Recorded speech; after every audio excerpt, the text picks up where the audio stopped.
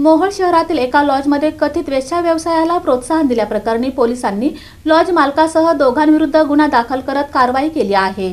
मोहोळ शहरातील कुरुल हायवेवरील लॉजमध्ये कथितरित्या वेश्या व्यवसायास प्रोत्साहन दिल्याप्रकरणी लॉज मालकासह दोघांविरुद्ध अनैतिक मानवी व्यापार प्रतिबंध कायद्यानुसार गुन्हा दाखल करण्यात आला आहे। ही कारवाई 25 जून रोजी करण्यात आली। पोलिसांनी दिलेल्या माहितीनुसार कुरुल हायवेवरील एका लॉजमध्ये महिलांना बोलावून त्यांच्याकडून वेश्या व्यवसाय करून घेतला जात असल्याची माहिती अनैतिक मानवी व्यापार प्रतिबंध कक्षाच्या सोलापूर विभागाला मिळाली होती। या माहितीच्या आधारे पोलीस पथकाने 25 जून रोजी दुपारी छावा लॉजवर छापा टाकला। यावेळी लॉज मालक अमित नानासाहेब मोठे वय 38 राहणार यशवंत नगर व लॉज व्यवस्थापक श्रीकांत लक्ष्मण कसबे वय 26 राहणार आठवडा बाजार मोहोळ हे संगनमत करून लॉजचा वापर कुंटणखान्याप्रमाणे करत असल्याचे निदर्शनास आल्याचे पोलिसांनी सांगितले। या प्रकरणी सरकारतर्फे दाखल करण्यात आलेल्या फिर्यादीवरून भारतीय न्याय संहिता कलम 143(2), 144(2), 3(5) तसेच अनैतिक मानवी व्यापार प्रतिबंध कायदा 1956 मधील कलम 3, 4, 5 व 6 अन्वये दोघांविरुद्ध गुन्हा नोंदवला आहे।